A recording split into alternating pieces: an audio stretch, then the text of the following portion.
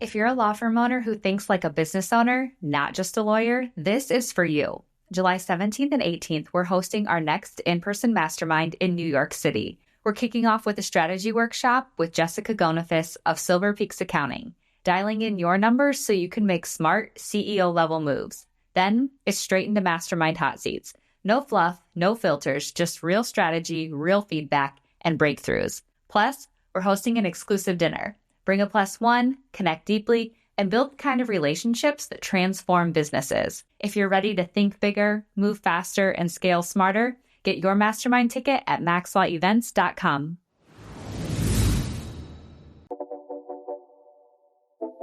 This is Maximum Lawyer with your host, Tyson Mutrux. Welcome back to another Saturday episode of Maximum Lawyer. I'm Tyson Mutrux, and today I've got one that I've been very excited about recording for quite some time. It's been one that I've had in the works for a while.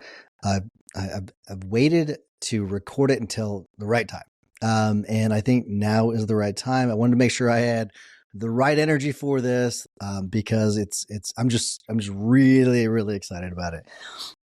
Before I get into it though, I want to remind everybody, I'd love to hear from you. And I'd love to hear from you, even if you've been doing this for several decades, or if you're just starting out.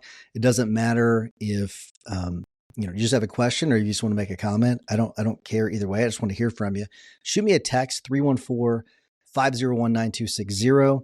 If it's something you want me to cover on the show, I'm happy to do so. I can read your question on the air, or you can also go to maximumlawyer.com/ask, and you can submit a video there, or you can just shoot me a video or an audio message, and I'll play it here on the air. One of my episodes coming up, I am going to play some audio from a message I received from a buddy of mine that is going to make for a pretty good episode. But we're going to talk about today's episode, which has to do with a text message that I sent a buddy of mine, David Haskins, who I've talked about on the podcast before. He is a stud when it comes to SEO and marketing. He's really a brilliant mind, to be honest with you. He's got just an incredible mind when it comes to marketing. And so I asked him this question: if a law firm wants to dominate in 2030, what marketing should they focus on now? And I also told him, I'm going to do a podcast episode on whatever you say and give you all the credit, so make it good. And he responded, and he did not disappoint, not one bit. And it was not something actually that I thought I would hear from him. I thought I would hear something that was something that you would hear that was obvious from someone that's in SEO. That's actually what I thought I would get.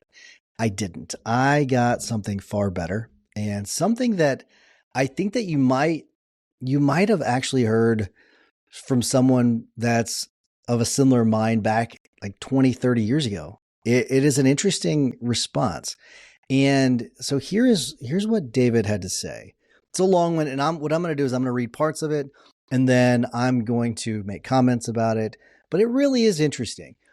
So he says, the law firms that win in 2030 and beyond are the ones who fully embrace the age-old adage that people do business with those they know, like, and trust. And we've talked about that before. Know, like, and trust, really, really important. He says, frankly, the legal industry has been marketing mostly in the realm of no. Since the competition is mostly in that realm also, the winners become the most people know about. And that's really interesting. And when I first read that, it was like, oh my gosh. It was like my mind exploded, because he's 100% right. And it's the thing I think that has bothered me the most since I got into this profession, because it's a lot of chest beating. It's a lot of, hey, look at me, look at me, look at me, look how amazing I am.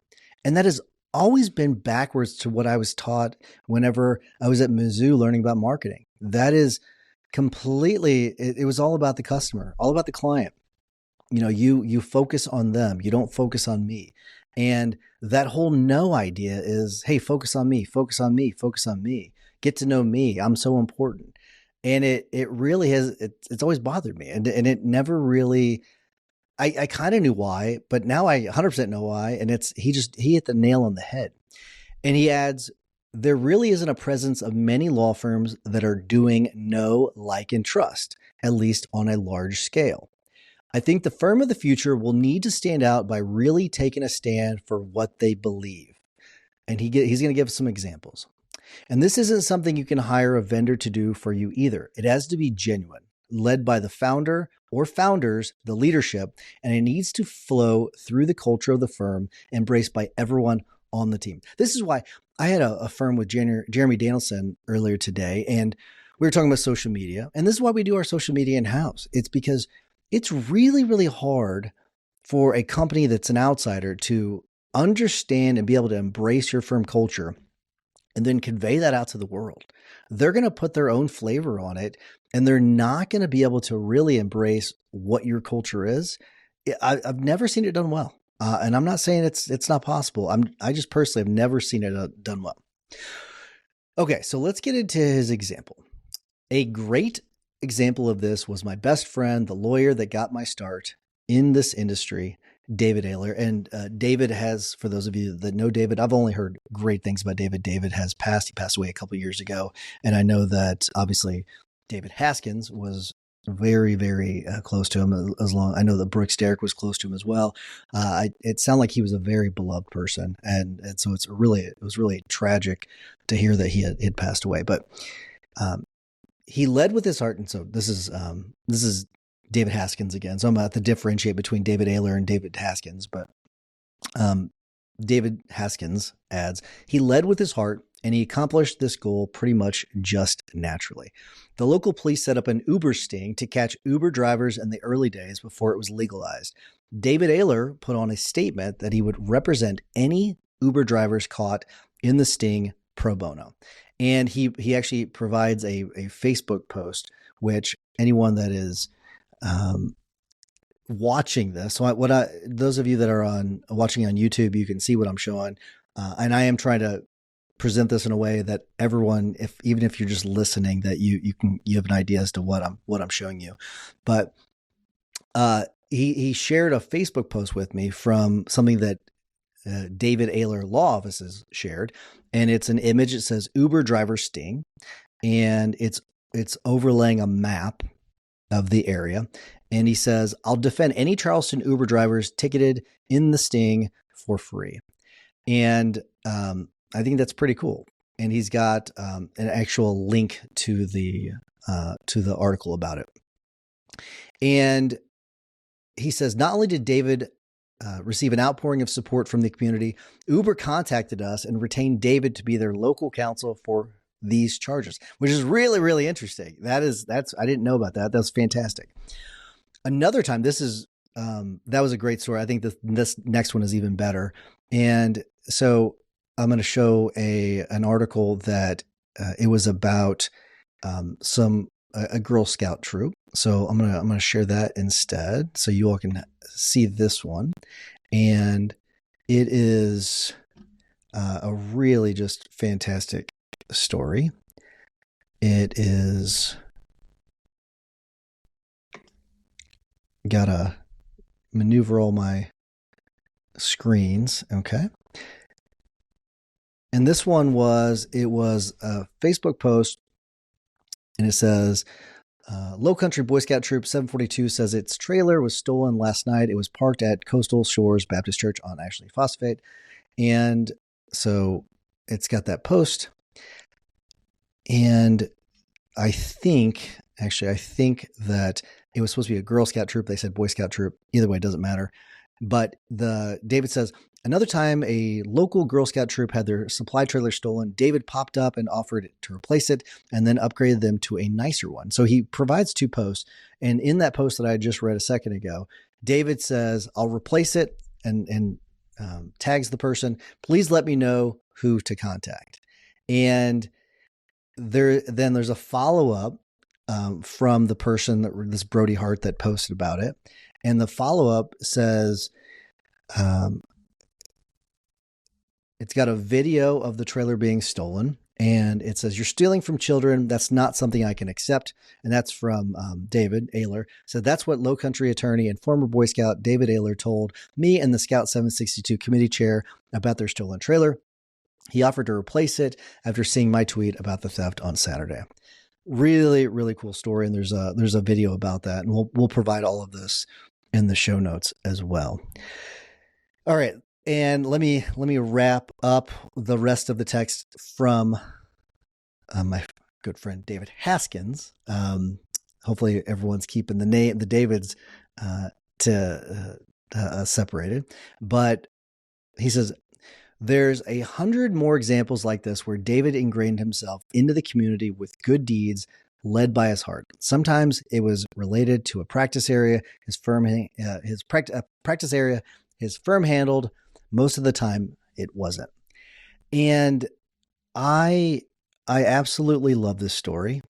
I agree with David Haskins wholeheartedly, because it does seem that the marketing has gotten to the point where it's kind of the same, right? The injury firms that are advertising, what do you hear?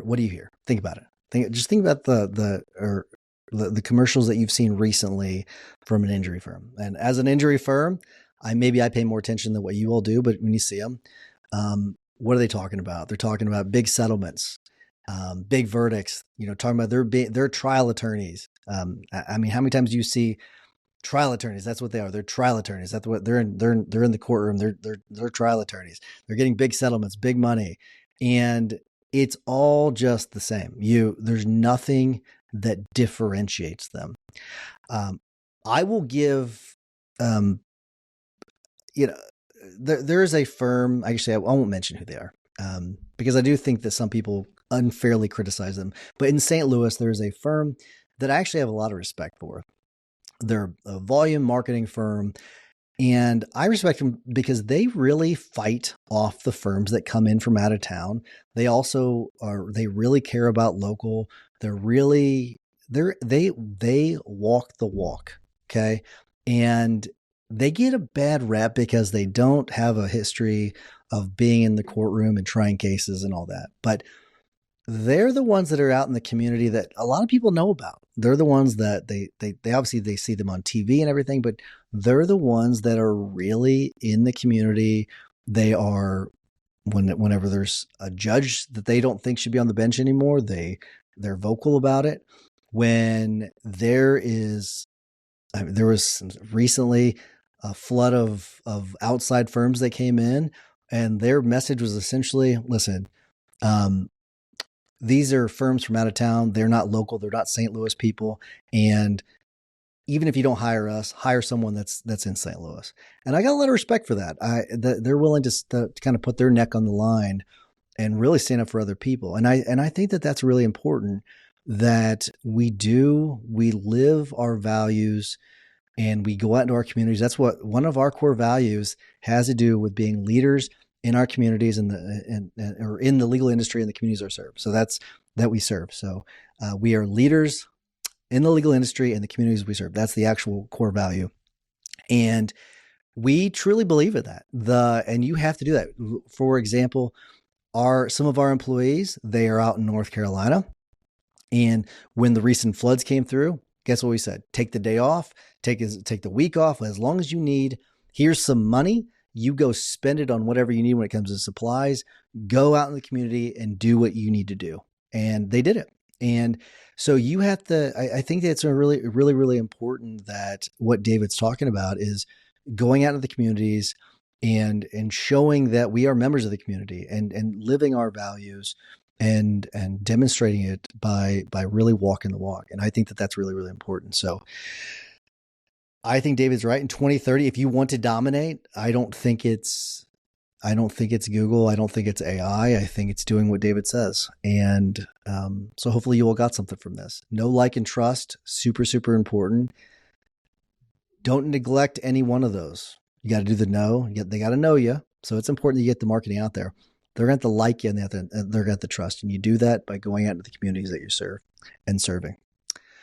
That's all I have for us today. give me a text. I'd love to hear from you. 314-501-9260, 314-501-9260, or go to maximumlawyer.com/ask. Until next time, remember that consistent action is the blueprint that turns your goals into reality. Take care. See you, buddy.